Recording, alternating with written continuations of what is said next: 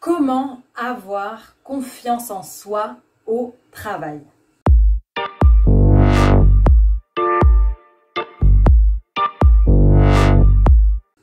Bienvenue à vous dans cette nouvelle vidéo de Challenge ta vie. Je suis Sarah Imbert, votre coach experte en confiance en soi, notamment grâce à la puissance du voyage transformationnel. Vraiment, si vous ne faites pas encore partie de cette belle communauté, n'hésitez pas à cliquer sur le rectangle rouge, s'abonner. Ce sera un plaisir de vous avoir avec nous dans toutes les vidéos, dans tout ce qu'on construit ensemble. Vraiment, ma mission, c'est de créer la première communauté en France de femmes fortes, indépendantes et confiantes à travers le voyage transformationnel. Sur ce, je reprends le sujet de notre vidéo. Et donc, comme d'habitude, je vais vous donner 4 insights dans cette vidéo sur comment avoir confiance en vous au travail. La première chose pour moi, pour avoir confiance en vous au travail, c'est d'être curieuse.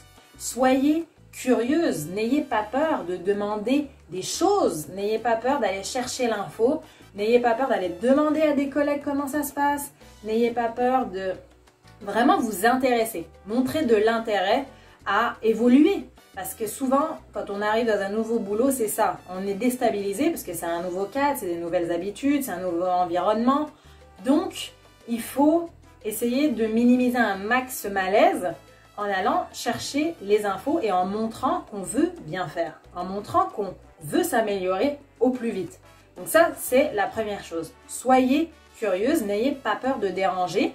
Vraiment, faites-le dans les règles de l'art et allez chercher votre info. Deuxièmement, ça rejoint un petit peu la première idée, c'est être proactive. Être proactive dans votre travail, c'est tout simplement pas juste faire ce qu'on vous demande de faire. Parfois, ça dépend en même temps le poste que vous avez, mais dans tous les postes, honnêtement, il y a moyen d'être proactive. C'est-à-dire que n'hésitez pas, si vous êtes dans un salon de coiffure, admettons, un salon de coiffure, vous avez un certain nombre de produits à utiliser dans le salon de coiffure. Pourquoi pas, à la fin d'une journée, parce que vous avez connu un shampoing hyper méga top, vegan, je ne sais quoi, proposer d'avoir cette nouvelle famille de produits dans le salon de coiffure à votre patronne, par exemple.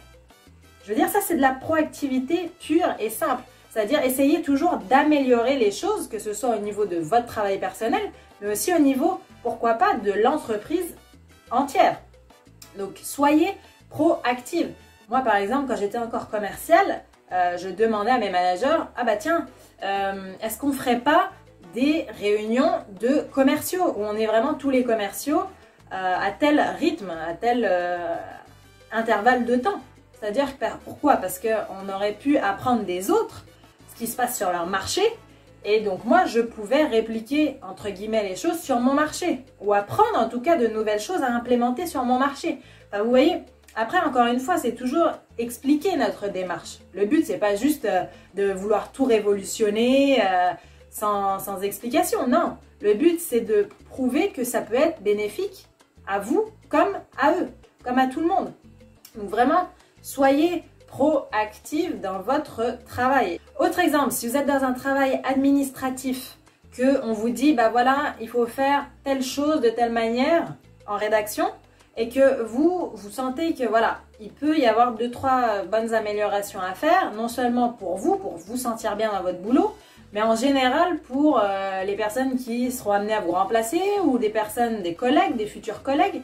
Donc, pourquoi pas discuter avec votre manager. Ah bah, voilà, j'ai repris votre trame, mais j'ai rajouté quand même 2-3 petites choses que j'ai trouvées intéressantes. Je ne sais pas ce que vous en pensez, mais moi je trouve que c'est plutôt intéressant de les intégrer, etc., etc. Vous voyez, la proactivité. Et là, vous allez avoir confiance en vous.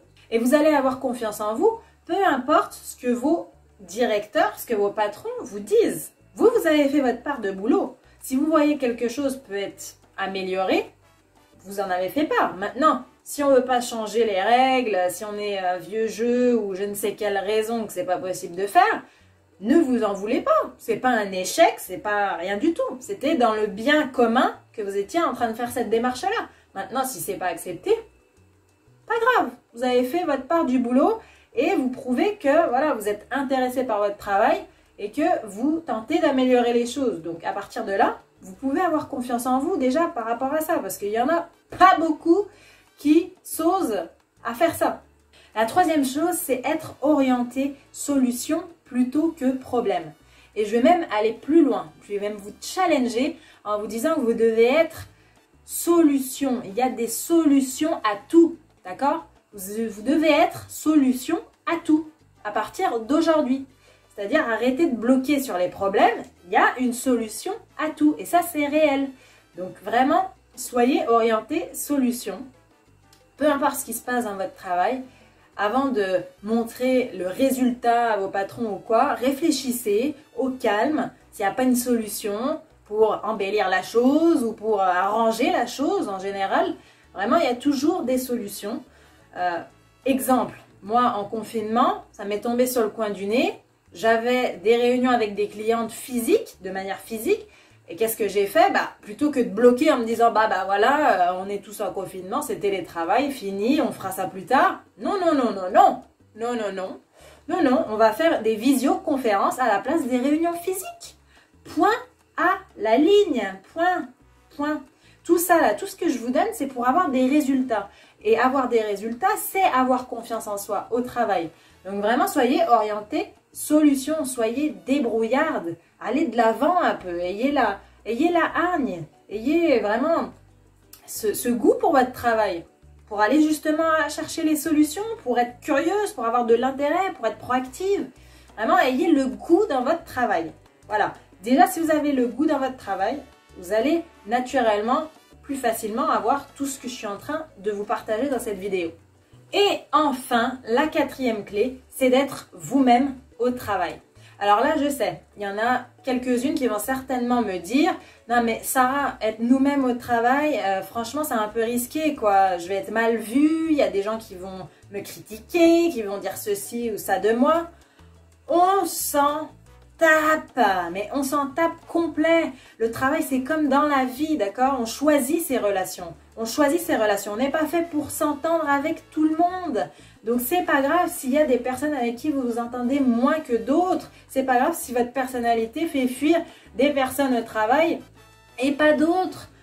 On n'est pas fait pour tous s'entendre. Vraiment, vaut mieux être vous-même que jouer un rôle au travail. Vous allez, en jouant un rôle au travail, ça va être mais d'un poids pour vous. Vous n'avez même pas idée. Donc vaut mieux être vous-même et tout simplement être dans la sélection. Être dans la sélection et être dans l'acceptation. S'il y a des personnes qui ne vous aiment pas pour ce que vous êtes, de un, c'est que des collègues. De deux, ça fait partie de la vie. Ça fait partie de la vie. On n'est pas fait pour plaire à tout le monde. C'est pas grave. C'est pas pour ça que vous n'allez pas avoir une, deux, trois collègues avec qui vous allez vous entendre. Donc, pas de soucis là-dessus. D'autant plus que être vous-même, ça permet à vos supérieurs aussi de savoir à qui ils ont affaire. C'est-à-dire que si vous êtes vous-même, et ça dès le départ, je mets ce petit détail dès le départ, parce que sinon, c'est un peu comme les enfants avec les parents. Ils essayent au début un truc pour voir où sont les limites, voyez. Là, c'est pareil au boulot. Les patrons, ils essayent 2-3 trucs avec les employés, voir si ça passe. Sauf que non, soyez vous-même dès le début, ne laissez pas les choses aller trop loin, ne laissez pas une ouverture, parce que sinon, vous allez être la bonne poire au travail. Donc vraiment, faites attention à ça, soyez vous-même, faites preuve de bonté, d'authenticité, mais quand c'est non, travail ou non. Donc vraiment, voilà, c'était ça pour moi les 4 principes fondamentaux pour avoir confiance au travail. Vraiment, encore une fois, je reviens sur les collègues, ne focussez pas sur les critiques des collègues. N'oubliez pas que quand quelqu'un critique, c'est qu'il a quelque chose à se reprocher. Donc déjà de base, ne prenez pas les choses personnellement, ne prenez pas les choses pour vous et ne vous laissez pas déstabiliser par les autres. Vraiment, gardez votre focus sur votre travail. N'oubliez pas que avant tout, pour avoir confiance en soi au travail, c'est qu'il faut avoir un focus sur son travail. Les relations avec les collègues, c'est bien, mais focus d'abord sur son travail. Et donc, Quand il y a des critiques, honnêtement, on s'en tape. On s'en tape. Ça sert à rien de jouer un rôle. Je vous dis, ça va être un poids plus qu'autre chose. Donc, je veux vous épargner ça, vraiment. Voilà pour cette vidéo, les filles. J'espère, une fois de plus, qu'elle vous a apporté un max de valeur. Vraiment, si vous pensez que certaines copines devraient voir cette vidéo également, partagez-la, mettez-moi un pouce, mettez-moi des commentaires. YouTube adore ça. Vous savez que si on veut devenir la première communauté en francophonie de femmes confiantes à travers le voyage transformationnel, c'est grâce à vous. C'est à vous de jouer, donc je compte sur vous. Comme d'habitude, je vous laisse avec un extrait Évasion et je vous dis, croyez en vous, croyez en nous, croyez en eux.